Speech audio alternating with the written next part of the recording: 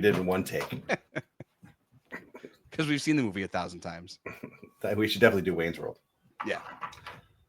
So as big a Batman fan as I am, the question that I always get, which screen Batman is the best? Okay. And I actually listened to Kevin Smith, and he's never been Batman before. Oh, he was my favorite, so I guess that takes it out of the equation. He oddly enough thinks Michael Keaton is his Batman, which is bizarre to me.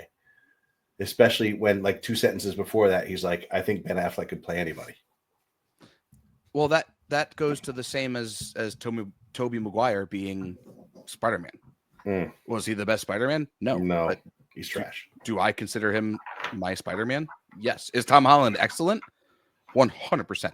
I will 100% choose Tom Holland over Tobey Maguire. But when I think of Spider-Man, the first one I think of is Tobey Maguire, like as the GOAT. People took his performance and built off of it, but it's that same thing. It was the first iteration of this like iconic character, and you're not going to break that. You're not going to break that love. I guess. I just don't get it. I understand liking something, but Michael Keaton was by far not the best Batman. Okay, but compared to what? Christian Bale? I mean, almost anybody else who's played it. Adam West? You think he was not as good as Adam West? That's why I said almost. Okay. So who is yours? Oh, Christian If you Bale. say Michael Keaton, I'm jumping. No, Christian Bale all day. Christian Bale all day. Yeah. But here's the thing. They're all different. Because Keaton, okay, Shatner. No, they're all different. I forgot what I was saying.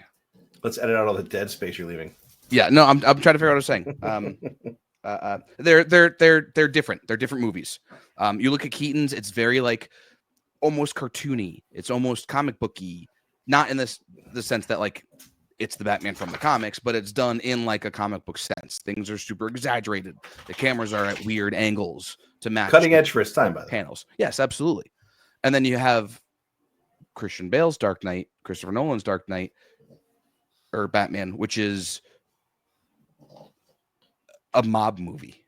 It's the entire thing is like a soap opera, or but like take it out of the movies.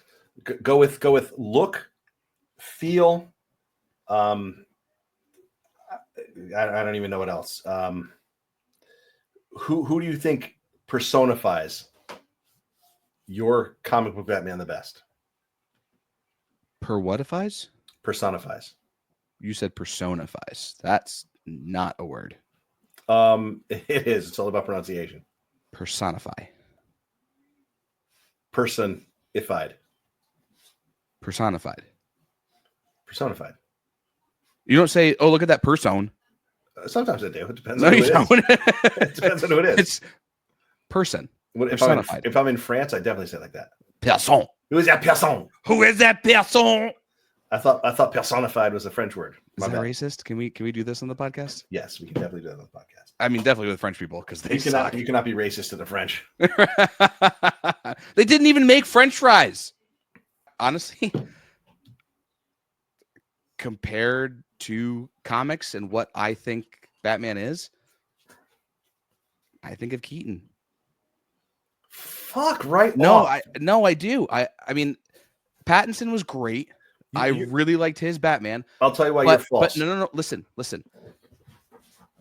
Keaton's Batman, and it may not have been Keaton. It may have just been Burton and his directing and lighting and stuff. But that Batman was menacing. He was always in the shadows. You never saw his face unless you had to. You know, he was the one you fear in the night. Did he portray that in like other scenes? No.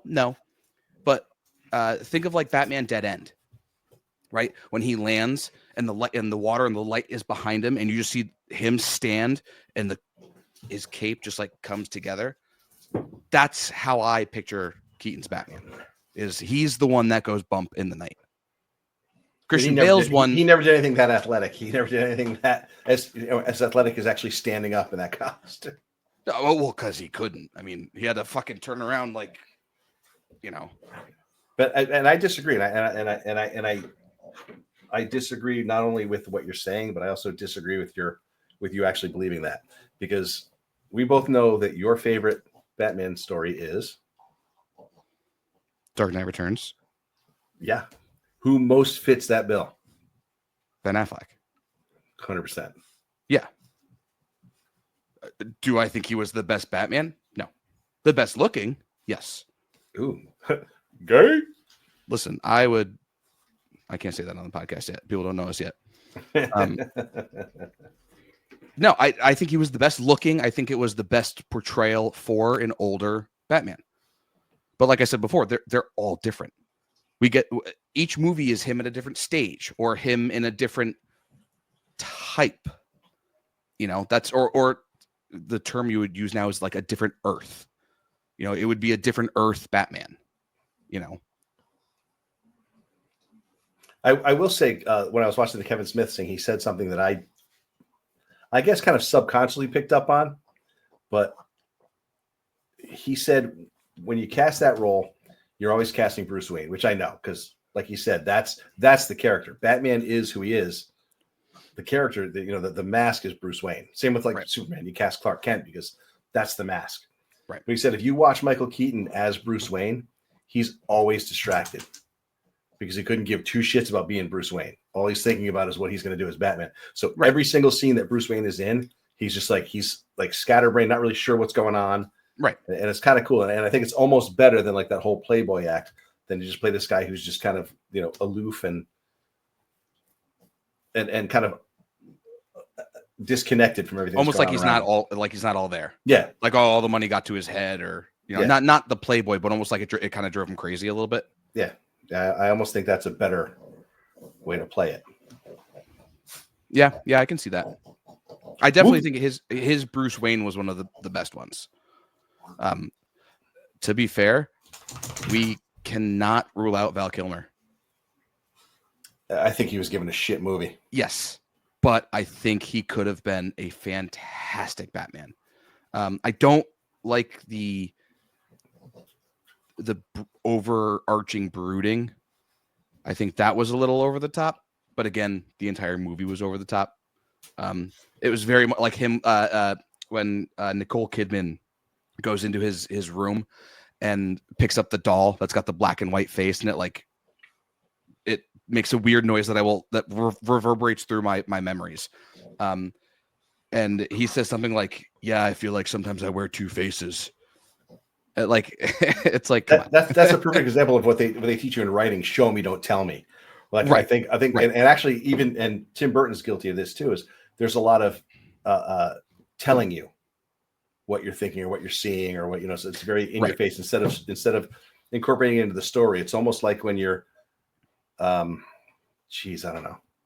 I can't think of an example for right now. Just when they beat you over the head with something or in a movie where something's supposed to be foreshadowing and if somebody has a gun that's used later in the movie, instead of just like kind of scanning there and you see the gun over in the corner, maybe you see it, maybe you don't, they'll be like, hey, what's his gun here? And they'll put it over here. Right. It's kind of like that level of of stupidity. Yeah. But I also think it was the medium at the time. I don't think we really had anything intricate like that. You know what I mean? It's also easier to show not tell in books as opposed to as a movie. You only have a certain amount of time. There's only so many things you can show before, like if fucking Toby. You hear him? I can see him in the Discord. Yeah, he can't be in here. We're doing this for reals. What was I saying? Oh, yeah. It's different to show not tell in movies than it is in books because there is no voice inside the head. You can't have a chapter of how someone is thinking because that wouldn't make sense on screen. Yeah, I'll give you an example. Like a perfect example is of the black and white doll. Another one is where every time Two-Face is in a scene, he's got to say something stupid like I'm of two minds on it, and then turn his head like the other way. And then takes two. Stupid. He takes the two drinks. Yeah, one's a red, one's a white. It's like stupid. Yeah. Well, he hated that movie too. I mean, he did it because it made him It's just a millions. paycheck. Yeah. So Right. all right, so let's segue to the next question. Best Okay. Batman movie. Oh, The Dark Knight, hands down. Hands down. Not only is it the best Batman movie, it is one of the best movies of all time. Because if you take the character of Batman out and just put in like a guy out for revenge or like that same style, it's still a great movie. It works as a crime thriller. My Right. my only problem with that movie, and which is why I say Begins is better. Dumb name though. Is the voice. People hate the voice. That doesn't make sense to me. It's so over the top. It and is that scene with the Joker, he almost ruins it where he does that. This city showed you. It's bad. You got to rewatch it. Because he's also he's been beaten up for fucking hours. He's out of breath. He can't keep it composed. It's not all right. I will say I fucking despise Affleck's voice in that. The whole I like it. I think modular, it makes more sense. like I think how? the modulator makes more It sense. doesn't make any sense. Where does it fucking come from? Where is it in the suit? The suit is skin tight. To his throat. Okay. Okay. So he can just put a magic voice changer in his fucking throat. Stupid. Yeah. Dumb. That's it. That's as dumb as stormtroopers bleeding in The Force Awakens when they're all using lasers that cauterize wounds. That's as dumb as being able to take all the cell phones and map out a building and shows you where the people are. That makes sense. That's what the government does. Like a bat. Didn't you listen to Lucius? Yeah, I did. But no, I like the voice. I who are you going to be more afraid of? Keaton going, "I'm Batman," or Christian Bale going, "I'm Batman." I tell you, I'd be more afraid of Christian Bale in the first one going, "Swear to me." Well, yeah, of course, because he's trying to be scary. Swear to me. Yeah, like fantastic. Yeah, of course.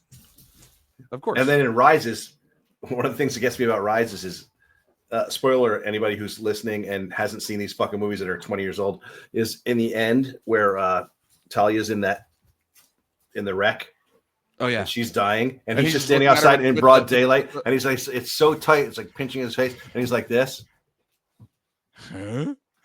He's looking at that. He does the Tim Allen. Yeah, he does these weird kind of head turns. Or like when he's talking to Robin, he does the same thing. He's like, wear a mask. Yeah. It's not menacing. But cool. Again, he's also older. He's doing it just to. But that's the same thing as he's now Batman in the day. Batman doesn't go in the day. But I don't know. I don't mind it as much there because it's that whole the city's cut off and it's a different situation. It's almost like it's even though it's light out, it's theoretically always night in that situation. Yeah. So I was able to excuse that. So okay, so you already picked your favorite movie. My favorite movie is The Batman with Pattinson. We saw more Batman than in any other movie. Yep. We saw Detective Batman, which was fucking awesome. I still think they can do that better. Walking in a room and seeing things that the cops don't see, like, I don't know, a bloody footprint or some shit, is a little, makes the cops seem stupid. Yeah. But I liked what they were going for a lot more with that. Not a big fan of the Joker add-on at the end. Agreed. Well, I've heard that they're going to use him like that. Like it's going to be almost like a Hannibal Silence of the Lambs type thing, right? It would be cool to always have him fuzzy like that, so you never really know what he looks like. But I know they're going to do this another stupid costume, right? And yeah, we know there's going to be this like reveal, and everyone's going to look at it and be like, "The fuck is that? It looks so much cooler, blurrier." That's like the number one reason people hated Jared Leto's Joker was the look, the face tattoos, the laugh was the stupid. grill. It was the look was terrible. Well, technically, that was a Joker in the comics. He turned into a gangster, so actually, he was the best. Okay. Yeah. Said, by the way, nobody. Right. Except maybe Jared Leto's family. although I'm pretty sure they probably don't even like him. But then they remake The Crow and they do the same fucking thing. The stupid fucking face tattoos Right. They turn him into it's right. Not yeah. Yeah. No, No, people I know. make terrible decisions over and over and over again. It's not people. It's studios. It's not. David Ayer blames the studio, but I don't think the studio are the ones who said put ha ha ha and a Joker smile on his fucking whatever the fuck it is.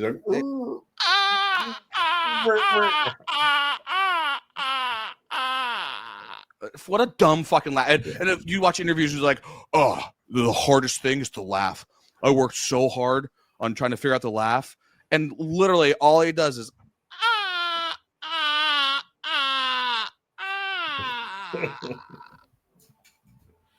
yeah. Fucking, it's stupid. It's everything about that Joker is dumb, except for the Snyder Cut nightmare scene.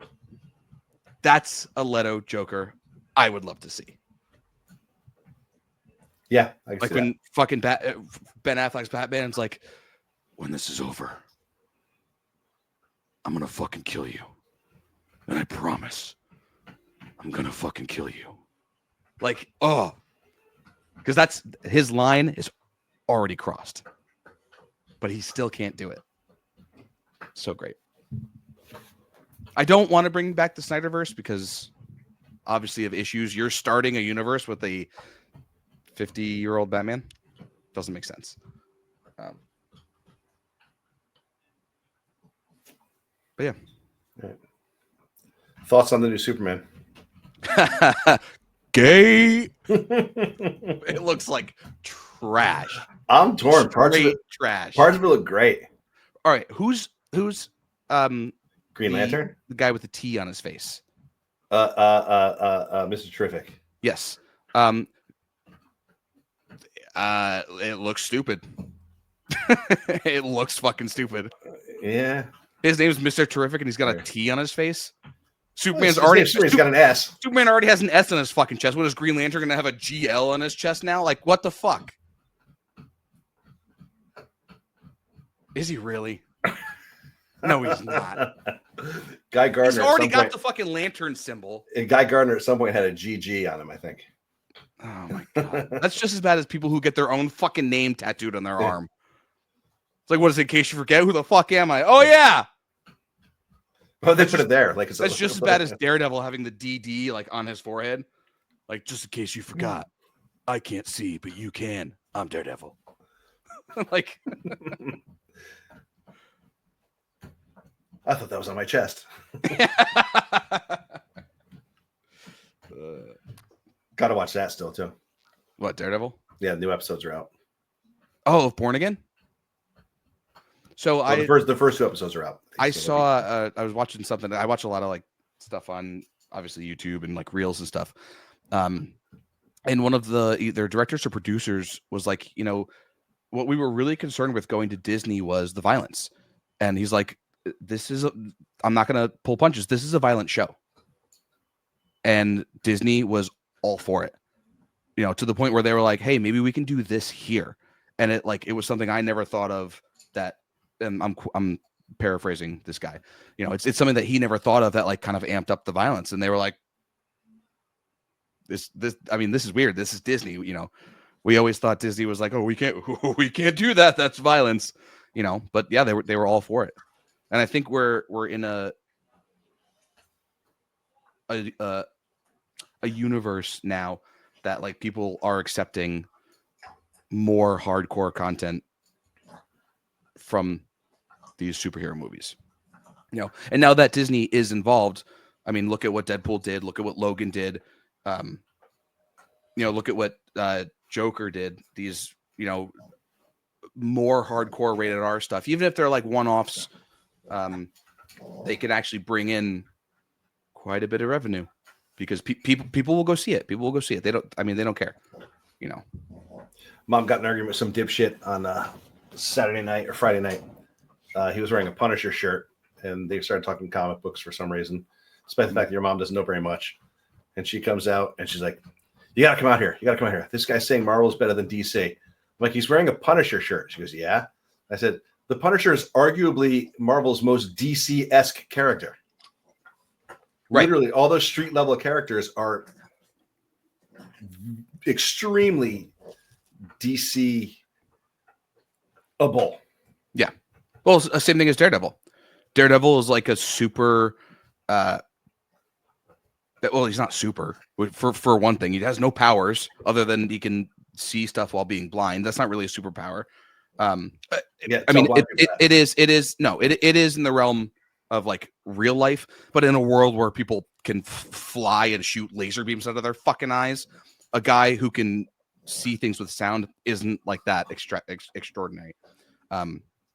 And yet the new show even still managed to make it so interesting because he's all like willpower. It's all based on like him, like internally him. He's not relying on any sort of superpower to get any of his stuff done. You know, it's all what he has done.